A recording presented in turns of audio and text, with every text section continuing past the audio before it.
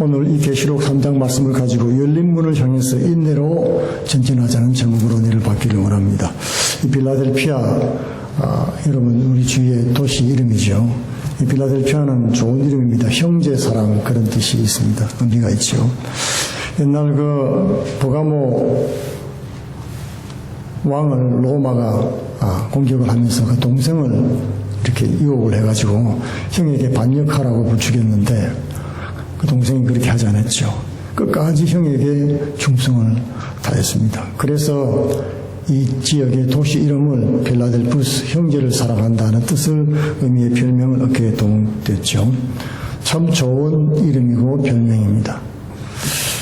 끝까지 충성스러움을 통해서 얻어졌죠. 우리 성도와 교회도 이런 좋은 이름, 좋은 별명을 얻게 되기를 우리가 바라는 것입니다. 이 빌라델피아 교회 주님께서 편지하시기를 다윗의 열쇠를 가진, 그리고 열면 닫을 사람이 없고 닫으면 열 사람이 없는 그런 분이 편지를 썼다고 소개하고 있습니다.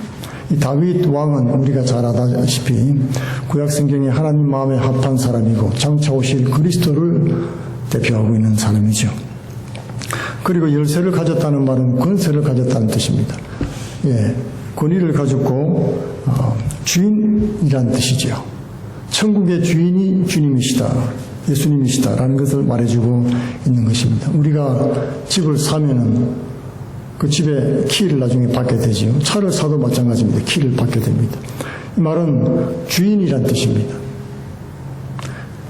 장차 이루어질 새하늘과 새 땅의 모든 권세를 가지신 분이 바로 우리 예수님이시다 하는 것을 단적으로 보여주고 있는 것입니다. 8절에 볼지어다 내가 내 앞에 열린 문을 두었으니 능히 닫을 사람이 없으리라. 내가 내 행위를 아노니 내가 작은 능력을 가지고도 내 말을 지키며 내 이름을 배반치 아니하였도다. 빌라델피아 교회는 책망할 것이 없고 칭찬만 받은 교회입니다. 참 쉽지 않은 일이죠. 이게 주목할 것은 열릴 문을 두었다는 말인데, 하나님은 그의 성도를 위해서 늘 문을 여시는 분이시라는 것을 우리가 알 수 있죠. 하나님은 이스라엘 백성을 위해서 홍해바다 가운데 길을 여셨습니다. 그리고 가나안 복지로 데려가는 요단강 길을 열어놓으셨죠.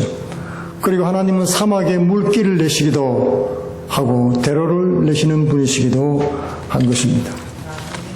열린 문은 바로 하나님께서 생명의 문, 구원의 문을 열어놓았다는 것을 말씀해주고 있는 것입니다. 그리고 이 문은 사람이 열거나 닫을 수가 없습니다. 하나님이 우리를 위해서 열어놓으신 거라는 겁니다. 하나님이 세상을 이처럼 사랑하사 독생자를 주셨으니 누구든지 예수 믿으면 멸망치 않고 영생을 얻게 될 것이다. 하나님은 구원문을 모든 사람들에게 열어놓으셨다는 것입니다. 그리고 이제 우리는 거기에 대한 선택만 남아 있습니다. 마태복음 11장 12절 말씀처럼 요한의 때부터 지금까지 천국은 침노를 당하나니 침노하는 자는 빼앗느니라. 천국이 침노를 당한다는 것은 문이 활짝 열렸다는 그런 뜻입니다. 누구든지 들어오라고 초청하는 것이지요. 문을 여는 것은 주인의 권세고 권리인 것입니다. 구원의 문에 대해서 어떤 인간도 열거나 닫거나 할 수가 없습니다. 하나님만 하실 수가 있는 것입니다. 노아의 때 구원의 방주는 120년 동안 열려 있었습니다. 당시 노아는 의의 전파자였습니다. 하나님은 노아를 통해서 회개와 구원의 복음을 120년간 전파하셨죠. 방주가 다 예비되자 사람과 짐승이 다 그 안에 들어가고 하나님의 손이 친히 그 방주문을 닫았다, 그렇게 기록되어 있습니다. 문을 여시는 분도 하나님이시고 닫는 분도 하나님이십니다. 방주문이 120년간 열렸다가 닫힌 거예요. 예수님께서 이 땅에 오시면서 구원문을 우리에게 활짝 열어놓으신 것입니다. 그것은 바로 복음의 기회입니다. 이 복된 소식을 듣고 하나님 앞에 진심으로 나오는 자는 구원을 받을 수 있는 길이 열렸다는 것입니다. 하나님은 뿐만 아니라 사람들의 마음문도 열어주십니다. 사도행전 14장 27절에 이르러 교회를 모아 하나님이 함께 행하신 모든 일과 이방인들에게 믿음의 문을 여신 것을 다 고했다고 바울은 고백하고 있죠. 보고하고 있습니다. 주님께서 사람들이 복음을 받아들이도록 마음문을 또 열어주시는 거예요. 우리가 믿은 것 같은데 그게 아니고 성령 하나님께서 감동을 주셔가지고 사도 바울이 복음을 전하는 문도 열어주시고 또 마음문도 열어주셔서 믿게 만들어주신 것입니다. 여러분이 믿는 것이 쉬운 것 같아도 결코 쉽지 않습니다. 아무리 믿으려고 해도 안 믿어지는 사람이 있어요. 교회를 10년, 20년 다니도 마찬가지입니다. 그저 교훈적인 말로 들리지 진실로 들리지 않는 것입니다. 믿음은 하나님의 선물인 것입니다. 하나님의 은혜로 되어지는 것임을 성경은 밝히고 있습니다. 골로새서 4장 3절에는 또한 우리를 위하여 기도하되 하나님이 전도할 문을 우리에게 열어주사 그리스도의 비밀을 말하게 하시기를 구하라. 내가 이것을 인하여 매임을 당하였노라. 하나님께서 복음을 전하라고 나를 불러주셨는데 전도할 문이 열려야 되지 않겠습니까? 그 문은 하나님이 열어주신다고 하는 것입니다. 바울이 아시아에 복음 전하기를 원했지만 성령이 그를 막으셨죠. 그때에 다른 지방으로 문을 열어서 복음을 전하게 해 주었습니다. 전도의 문은 하나님이 열어주셔야 됩니다. 고린도후서 2장 12절에도 내가 그리스도의 복음을 위하여 드로아에 내려갔는데 주 안에서 문이 내게 열렸으므로 내가 마케도냐로 건너갔다고 고백했던 것입니다. 문이 열릴 때 여러분 들어가야 되는 것입니다. 문이 닫힐 때가 있고 열릴 때가 있어요. 그것을 박자를 못 맞추면 안 되는 것입니다.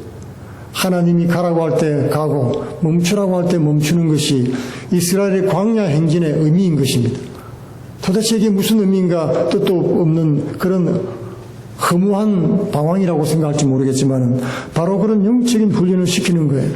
하나님이 가라고 할 때 가고 멈추라고 할 때 멈추는 그런 삶이 우리의 삶인 것입니다. 오늘 본문 말씀에서 빌라델피아 교회를 칭찬하시면서 주께서 주시는 말씀이 그들은 주어진 기회를 간절히 잡았다는 데 특징이 있는 것입니다. 우리는 종종 환경이나 주위 여건을 또 기회가 안 온다고 불평을 많이 합니다. 그러나 이 필라델피아 교회 교인들은 아주 열악한 환경 속에서 주어진 구원 기회를 꽉 붙잡았다는 것입니다. 오늘 본문 8절 말씀에 내가 작은 능력을 가지고도 내 말을 지키며 내 이름을 배반하지 않았다는 것입니다. 이것은 구원의 문 앞에서 옳은 선택을 한 것이에요. 기꺼이 좁은 문을 향해서 선택하는 삶을 살았다는 것입니다. 모든 사람들은 다 넓은 길로 가지요. 영광을 얻는 길, 칭찬 듣는 길, 사람들이 다 말하는 길, 오늘 우리 시대의 문화의 길, 이거 다 황제 숭배, 돈신 숭배, 우상 숭배의 길, 그 길로 필라델피아 성도는 가지 않았다는 것입니다. 고난길, 핍박길, 오해받는 길, 배척당하는 길, 좁은 길을 택하면서 좁은 문으로 들어가기를 힘썼다는 것입니다. 저도 이런 성도를 봤습니다. 무식하게 성경 말씀대로 하는 거예요. 야, 저러다가 저런 망하지. 제가 뉴욕에 있을 때는 장로님 한 분이신데 저분 저러다가 신앙생활 제대로 할까? 비즈니스를 하는데도 아주 너무 무식한 거예요. 예. 술, 담배도 안 팔고 가게에서 델리그로스인데 다 빼버렸어요. 텅 비워버렸습니다. 저 사람 저러다가 망할 거야. 한 몇 달 못하고 그랬는데 지금까지 잘 되고 있습니다. 견디고 인내하면서 타협하지 않냐고 하나님께 믿고 믿음으로 들어가는 길은 좁은 길입니다. 너무 힘든 길이죠. 죽을 똥 살 똥 될 똥 말 똥 하면서도 하나님의 도우심을 구하면서 살아가는 것입니다. 그래서 이 필라델피아 성도는 칭찬을 받았습니다. 이 열린 문에 대한 또 다른 의미는 복음 전도의 기회를 또 열어주시는 것입니다. 전도할 수 있는 기회가 주어지는 것이죠. 오늘 9절 말씀에 보면은 보라 사단의 회고 자칭 유대인이라 하나 그렇지 않고 거짓말하는 자들 중에서 몇철 내게 주어 저희로 와서 내 발 앞에 절하게 하고 내가 너를 사랑하는 줄을 알게 하리라. 핍박하는 사람들이 있는데 특별히 유대인들이 심했습니다. 유대인들은 이 그리스도인들을 이단으로 얘기를 하고 그렇게 또 소문을 냈어요. 로마 사람들에게. 그래서 자신들이 어려움을 당할까봐 미리부터 우리는 저 이단들하고 아무 상관없어. 그러면서 더욱더 열심으로 이 초대교회 기독교인들을 핍박하고 고발하고 송사하고 잡아주는 일에 앞장을 섰던 것입니다. 로마 사람들의 비위를 맞추고 앞잡이 노릇을 하면서 자신들의 유익을 지키려고 했죠. 그런데 하나님께서 그렇게 하는 사람들 중에서 마음에 감동을 주시고 문을 열어주셔서 도리어 목숨 걸고 예수님을 믿게 만드는 그런 역사를 베풀어 주셨다는 거예요. 여러분, 핍박하고 죽이려고 하고 잡아가두는 사람들 중에서 은혜 받게 하시고 변화받게 하시고 그리고 그들이 변해서 열렬히 신자들을 지키고 보호하는 일을 하는 사람이 됐던 것입니다. 우리 옛날에 일제시대도 그랬고 공산당이 쳐내려왔을 때도 그랬죠. 예수 믿으면 죽일 것 같고 예수 신앙을 지키면 못 살 것 같은데 하나님께서 그들 중에 몇을 핍박하는 자들 통해서 성도를 구원한 역사를 우리는 많은 간증을 통해서 알게 되는 것입니다. 그런 역사를 하나님께서 해주셨다. 사람의 마음문을 열고 구주를 믿고 나의 주님으로 영접하는 것은 하나님께서 하시는 사역이라는 것입니다. 그러므로 우리는 핍박자를 두려워할 필요도 없고 고난을 두려워할 필요도 없다는 거예요. 모든 것은 하나님의 계획대로 되어가고 있습니다. 제가 처음에 군에 들어갔을 때 훈련을 다 받잖아요. 예. 여자분들은 제일 따분한 얘기가 군대 얘기인데 이 6주간의 훈련을 받는데 너무 궁금하더라고요. 내일은 무슨 일이 있을까 막 날마다 뭐 다르니까 말이죠. 근데 우연히 이 작전실 부근을 지나가면서 제가 쑥 들어가 봤습니다. 들어가다 한 사람이라도 있으면 난리가 나죠. 너무 궁금해서 견딜 수가 없었어요. 그래서 막 들어가 봤는데 마침 아무도 없는 거예요. 다 나가고. 칠판에 쫙 작전 개요가 나와 있습니다. 6주 동안에 스케줄이 나와 있는데 오늘 이렇게 스케줄 봤습니다. 봤더니 기합 이렇게 돼 있더라고요. 그 다음 날도 기합. 아무것도 없어요. 그냥 기합이에요. 아침부터 저녁까지 아무 이유도 없이 막 굴리는, 꼬투리 잡아가지고 막 굴리는 거예요. 그러면 막 꼬투리 잡혀가지고 막 화가 나서 우락부락 하죠. 근데 저는 그게 기합이라고 나와 있기 때문에 오늘은 기합이구나. 허리띠 단단히 졸라매고 오늘은 무조건 기합이다. 그렇게 마음을 먹었습니다. 그런데 꼭 그대로 되는 것만은 아니더라고요. 어느 날은 이 조교가 불쌍했는지 너무 힘들어하고 헉헉거리고 자빠지고 막 실려가고 그러니까 살살 봐주는 거예요. 은혜로 이렇게. 자기도 생각해도 도저히 그러면서 내가 이러고 싶어서 그런 게 아닌데 사실 계획에 나와 있어서 이렇게 할 수 없이 이런다고 그런 얘기를 하는 것입니다. 하나님께서 다 계획하고 계신 거예요. 우리의 고난 중에도 우리의 고난을 보고 계십니다. 그리고 견딜만 하면은 지키고 그렇지 않으면 또 은혜를 통해 은혜를 보내주시는 거예요. 그것을 견딜 수 있도록 해주시는 것입니다. 우리를 반대하고 핍박하던 가족들이 도리어 구원을 받고 친척들이 구원받고 친구들 이웃들이 구원받는 역사가 나타나는 것입니다. 그래서 하나님의 은혜가 우리 가운데 임한다는 것을 우리가 깨닫게 되지요. 에베소서 2장 12절에는 그때 너희는 하나님 밖에 있었고 이스라엘 나라 밖의 사람이라 언약의 약속들에 대해서 외인이요 세상에서 소망이 없고 하나님도 없는 자이더니 이제는 전에 멀리있던 너희가 그리스도 예수 안에서 그리스도의 피로 가까워졌느니라. 우리는 언제 우리의 원수들이 우리 가족이 될지 몰라요. 그래서 우리는 욕을 할 필요가 없는 것입니다. 욕하고 비난하고 한 사람이 어느 날 갑자기 변해가지고 친구가 떡 되어서 나타날 수 있습니다. 그렇기 때문에 우리는 이 모든 것을 하나님께 맡겨야 되는 것입니다. 맡기고 하나님 저 사람을 변화시켜 주세요. 그런 복을 빌면서 함께 예배드릴 날을 바라보면서 그렇게 하나님 앞에 기도드려야 되는 것입니다. 18절에 저는 이는 저로 말미암아 우리들이 한 성령 안에서 아버지께 나아감을 얻게 하려 하심이라. 다 천국에 함께 들어갈 식구들입니다. 그렇기 때문에 우리는 그런 자세로 이 세상을 살아가야 된다는 것이죠. 이방인 그리스도인들 앞에서 유대인들이 굴복하고 예수 그리스도를 주로 믿고 한 교회 지체가 되었습니다. 빌라델피아 교회 성도들의 삶과 신앙은 그만큼 영향력이 있었다는 것입니다. 비록 지금 우리를 핍박하지만은 형제여 그러지 마세요. 나는 알아요. 형제를 하나님이 얼마나 사랑하는지 그렇게 말을 하면서 전도하고 말입니다.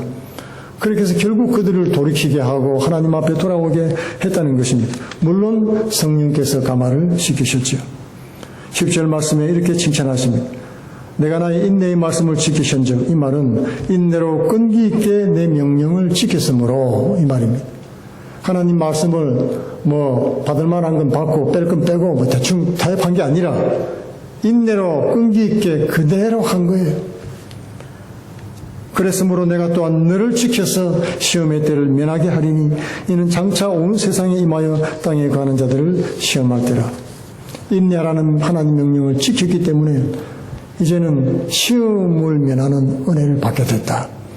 시험을 면제받았다는 거예요. 여러분, 학교에 가서 한 학기 배운 공부, 여러분 그냥 합격 이러면 얼마나 기분이 좋습니까? 그죠? 에브리지 그냥 플러스 A 이렇게 주면은 너무 기분 좋습니다. 근데 그런 경우는 별로 없어요.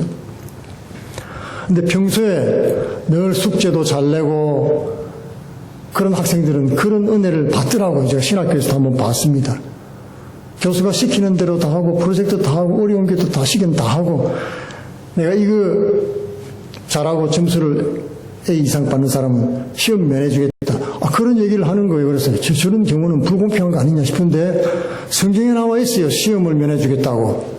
여러분, 하나님 마음에 들게 하는 이 필라델피아 성도들은 시험을 면하는, 극한 환난 가운데 시험을 면하는 놀라운 은혜를 받게 된 것입니다.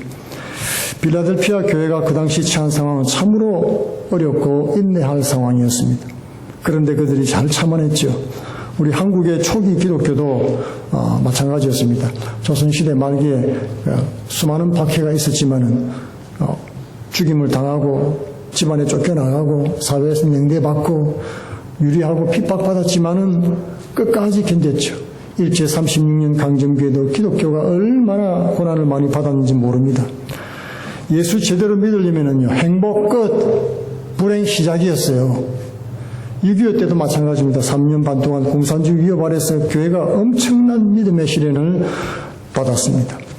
한민족이 그 당시 큰 능력을 갖지 못했어요. 세계에서 꼴찌였잖아요. 꼴찌에서 두 번째입니까? 네, 그랬는데 필라델피아 신자같이 소수의 그리스도인들이 믿음을 지키고 신앙을 배반치 않았습니다. 내가 작은 능력을 가지고도 내 말을 지키며 내 이름을 배반치 않았다고 말씀해 주시는 것입니다.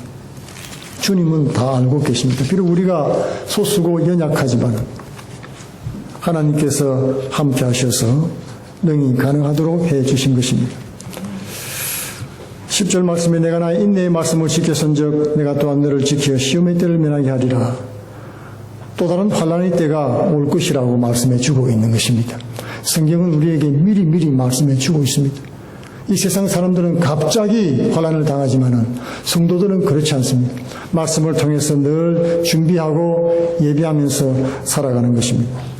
저 피집사님 오늘 아직도 못 나오셨는데 치료 중에 있는데 그 씨를 심는데 조금 잠깐 도와드렸어요. 씨를 심으면서 이렇게 박고랑을 갈아놓고 씨를 심으면 이렇게 흙을 덮어주는 이런 일을 이제 하는 것입니다. 그러면서 땅이 바짝 말랐는데 그 부인이 그래요. 땅이 바짝 말랐는데요. 이때 뿌리면 다 죽잖아요. 그랬더니 그것도 미리 해둬야 된다고. 우리 기독교인들이 우리 믿는 신앙도 농사랑 똑같다는 말을 하는 거예요. 그 말에 제가 굉장히 은혜를 많이 받았습니다. 우리 믿는 것이랑 농사랑 똑같아요. 미리 해야 됩니다. 그리고 팔을 다쳤잖아요. 수술을 받는데 내가 미리 안 하면 언제 하겠습니까? 이거를 때를 다 놓치고 맙니다. 힘들어도 팔이 아파도 지금 해야 된다는 거죠. 팔이 괜찮겠습니까? 아파도 할 수 없습니다. 계속 하는 거예요. 때가 올 것이기 때문에 지금 해놓으면 비가 쏟아지면 이게 싹이 나게 될 것이라는 거죠. 하나님께서 우리에게 미리 말씀을 주신 이 내용에 대해서 우리는 하나님께 감사하고 은혜를 또한 받게 되는 것입니다. 환난의 때가 올 것이다. 그때 내가 그 환난을 면해 주겠다. 그런 것이죠. 타협하는 사람은 환난이 오면은 그때는요 환난 시험을 다 당하게 돼요. 쉽게 피해간 사람들은 어려움이 올 때 그 어려움을 더 견디지를 못합니다. 그러나 어려움이 왔을 때 신앙의 절개를 시킨 사람은 또 와도 허리띠를 졸라매게 되죠. 옛날에도 지켰는데 뭐 지금 또 한 번 더 할 수 있다. 그러고 있는데 하나님께서 너는 면제 그렇게 해주겠다는 거예요. 놀라운 일이죠. 다음 환란이 올 때 하나님이 지켜주셔서 환란을 피하고 남은 자가 되게 하시고 구원하실 거라고 약속해 주었습니다. 우리가 믿음을 택하든 이 세상에서 타협을 택하든 그건 우리의 선택인 것입니다. 우리가 착각하는 것이 하나 있습니다. 그것은 능력 있는 목사들이나 선교사나 그런 사람들이 하는 거 아닙니까? 그렇게 생각을 하기가 쉽습니다. 여러분, 우리 한국 교회 옛날에 지질이 못 살 때 우리를 핍박하는 세력들에게 대항할 능력이나 있었습니까, 여러분? 아무 능력도 없었잖아요. 베드로전서 4장 11절에 누가 봉사하려거든 하나님이 주시는 힘으로 하라고 말씀하고 있는 것입니다. 하나님 섬기고 이웃을 섬기는 것은 우리 힘으로 되는 것이 아니다 라고 하나님께서 말씀을 해주고 있습니다. 어떤 분은 그래요. 내가 돈을 많이 벌면 그때 교회 나갈게요. 비즈니스가 자리 잡히면 그때 갈게요.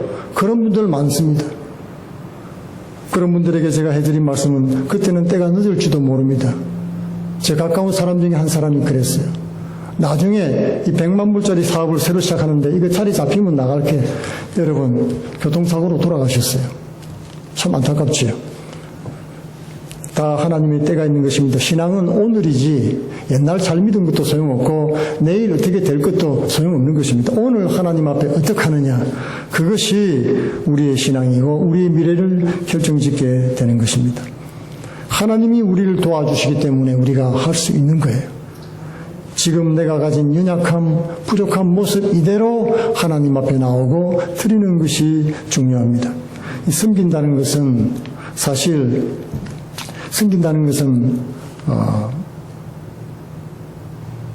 내가 하는 거죠. 우리 섬김이라고 되어 있죠. 그리스도 사랑으로 서로 섬기자. 섬김이란 사실은 내가 섬길 사람을 이렇게 정할 수가 있습니다. 그런데 이 종이란 말은 좀 뉘앙스가 다릅니다. 이 종은 선택권이 전혀 없습니다. 그죠? 그저 주인이 시키는 대로 순종하고 최선을 다하는 거예요. 선택은 주인이 판단하는 거예요. 무슨 일을 시킬지는 내가 하는 것이 아니고, 우리는 우리가 할 만한 일은 택하고 하기 싫은 건 안 하고 이렇게 하잖아요. 근데 진짜 종은 선택의 그런 권한이 전혀 없는 것입니다. 그것이야말로 참으로 섬기는 것이다 라고 말할 수가 있는 것입니다. 사도 바울은 자신을 소개할 때 뭐라고 말하고 있습니까? 그리스도의 종 바울, 그렇게 말을 하고 있습니다. 종은 큰 사람이 아니죠. 아주 미약하고 작은 사람입니다. 아무 힘도 권한도 없는 사람. 오죽하면 종으로 전락했겠습니까? 팔려가가지고 다 털어먹고 전쟁에 지고 그냥 비참하게 바닥으로 떨어진 사람이 종이에요. 사실 우리는 하나님을 하면서 나를 종으로 생각하면서 너무 부족하고 작다, 이래가지고 뭘 하겠나, 나 먹고 살기도 힘들다, 그렇게 생각하기가 쉽습니다. 하지만 그렇게 생각하기 때문에 하나님 일을 할 수가 있는 것입니다. 여러분, 스스로 크게 이기는 사람은 결코 하나님 일을 못하는 겁니다. 자기 일을 해요. 스스로 크게 생각하는 사람은요, 세상 한번 바꿔보겠다고 자기 일을 해요. 스스로 크게 이기는 사람은요, 말씀을 따라 인내하거나 순종하는 일은 없습니다. 자신의 궁유에 맞는 일을 찾아다닙니다. 하나님이 저와 여러분에게 부르실 때는 겨자씨만한 믿음을 주시고 사명을 감당하게 하신 것입니다. 하나님은 겸손한 작은 소자를 부르십니다. 세상은 좀 더 크고 좀 더 강하고 좀 더 많고 좀 더 빠르고 이런 것들을 요구하고 있지요. 그러나 종은 이 어떤 것도 요구할 수가 없습니다. 조급할 필요도 없지요. 미약한 사람은 단지 최선을 다해서 잠잠하게 주인이 시킨 일을 할 뿐인 것입니다. 영향력은 작은 것에서 나올 수가 있습니다. 우리가 가지고 있는 그 이상의 것을 여러분 생각하는 것이 주의 일이 아닌 것입니다. 우리에게 주신 것을 가지고 최선을 다하는 것이 바로 하나님이 원하시는 것이라는 것을 깨달아야 되는 것입니다. 필라델피아 교회, 그런 교회, 작은 것으로 최선을 다한 교회, 그리고 믿음을 지키고 인내의 말씀을 지키고 순종한 성도, 그런 성도들을 하나님께서 칭찬을 하신 것입니다. 우리가 하나님을 감동시키는, 얼마나 감동을 받았으면 그랬을까요? 감동을 시키려면 어쩌면 좋을까요? 어떤 위대한 일을 하면 될까요? 소설에 보면요, 여러분 주인공이 다 나오잖아요. 주인공 나오고, 그 다음에 보조도 나오고. 근데 주인공은 보면 꼭 처음에 보면은 아주 연약합니다. 부족해요. 별로 내세울 것이 없습니다. 뭐 성질도 못됐고, 뭐 부족하고, 하여튼 뭐 재산이 없든지 뭐 그래요, 처음에는. 그런데 많은 어려움을 겪으면서 변화되고, 그럼에도 불구하고 여러 가지 유혹들을 당할 때 거절하고, 최선을 다하면서 사랑과 그리고 정주를 지켜나갈 때, 그때 우리가 감동을 받게 되는 거 아니겠습니까?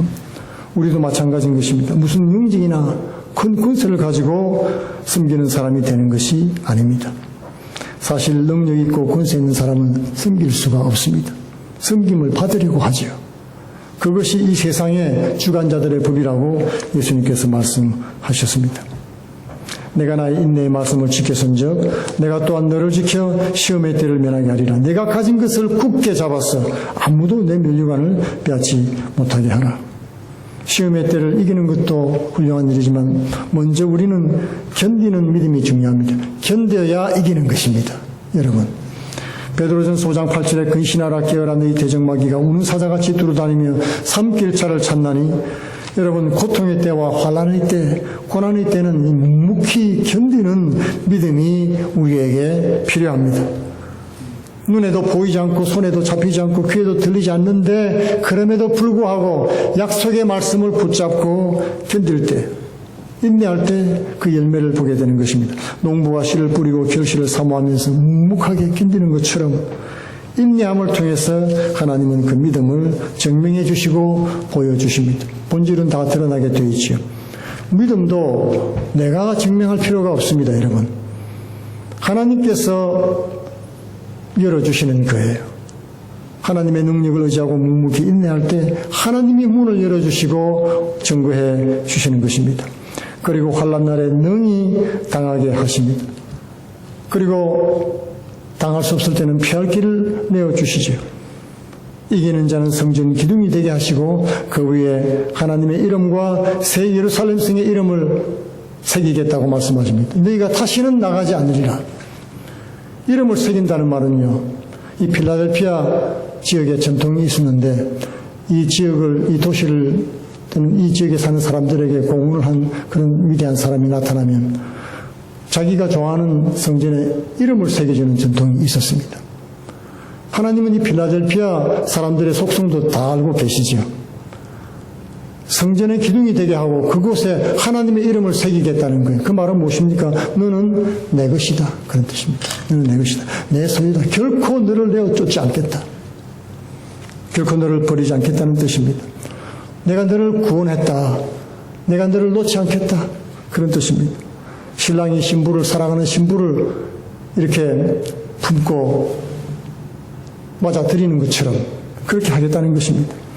인내로 말씀을 지키고 열린 문을 향해서 믿음으로 행진한 우리 필라델피아 교회, 우리 교회도 이런 필라델피아 교회 성도를 본받는 복된 교회가 되기를 축원드리겠습니다. 기도하겠습니다. 고마우신 아버지 감사